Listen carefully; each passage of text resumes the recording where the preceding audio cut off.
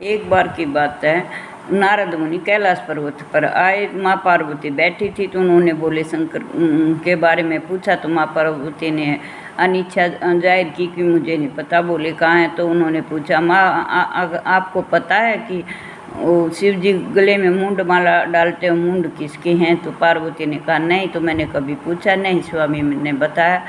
तो नारद मुनि ने कहा, माँ आप उसके बारे में पूछना जरूर, हमें भी नहीं पता किसके मुंडों की माला शिव जी के गले में। ठीक है।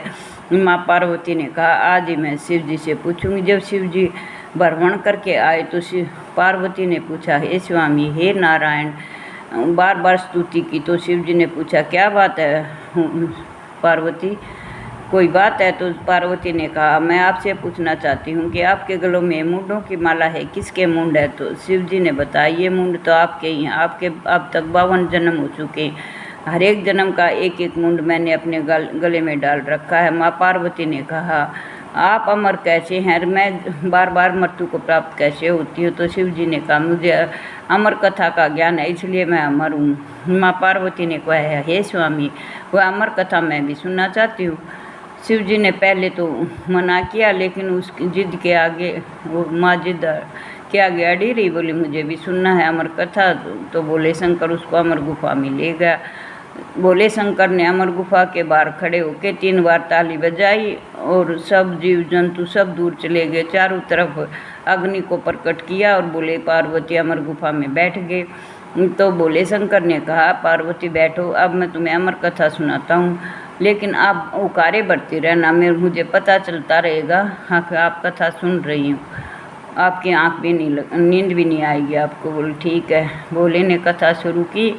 भोले शंकर के प्रभाव से माँ की आँख लगी, थोड़ी देर तो उकारे बढ़ती रही, माँ को आँख लगी। जब शिव शंकर ने कथा जब माँ सोगी तो उसी समय एक अंडे में से तोता निकल गया। शिव अमर कथा के प्रभाव से वो अंडा बच गया था वहाँ पर, तो उसने तोता बार मुकारे बढ़ता रहा। जब शिव जी ने अमर कथा पूरी की तो माँ से पूछा, क्या पार्वती आपने कथा सुनी? तो पार्वती माता ने कहा, नहीं में स्वामी, मेरी तो आँख लगी, मैंने तो अमर कथा नहीं सुनी। फिर शिव जी ने क्रोध में आकर कहा, फिर मेरी अमर कथा किसने सुनी?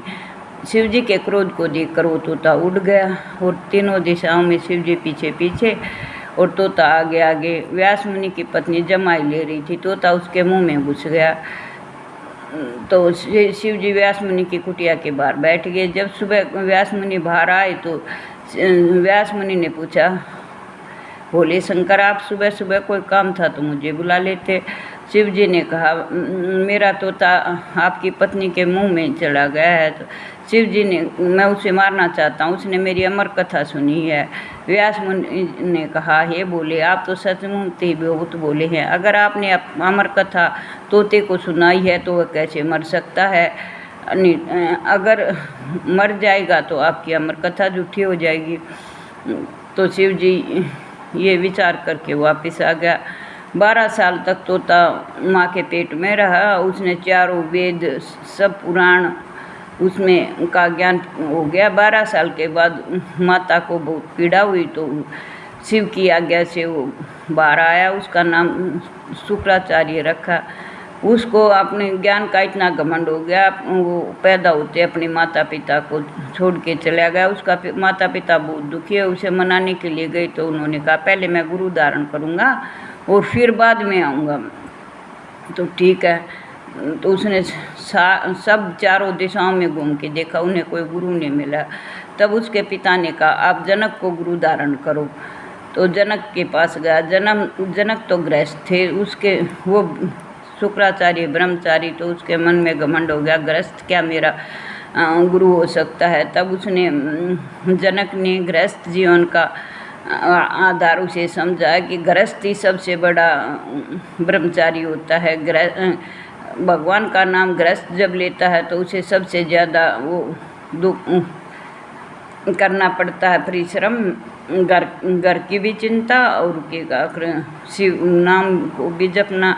और ब्रह्मचारी को तो किसी चीज़ का वो नहीं होता, वो तो राम नाम के उस पर वो है, राम नाम ले इसका। तब उसने जनक को अपना गुरु धारण किया, जनक से ज्ञान लिया। ज्ञान लेकर फिर उसने ये शिव वो अमर कथा सब देवताओं को सुनाने लगा। जब शिव जी को पता चला कि शुक्राचार्य देवताओं को अमर कथा सुन रहा है तो वो शिव जी वहाँ पर आ गया। क्रोध में भरकर शिव जी ने श्राप दे दिया, अमर कथा से कोई अमर नहीं होगा, लेकिन इसके सुनने से भक्ति और मुक्ति प्रदान होगी और सब मनोकामना पूर्ण होगी। जो कोई श्रद्धा से अमर कथा सुनेगा पढ़ेगा उसकी सब मनोकामना पूर्ण होंगी। हर हर महादेव, जय शिव शंभू की, हर हर महादेव, जय शिव शंभू।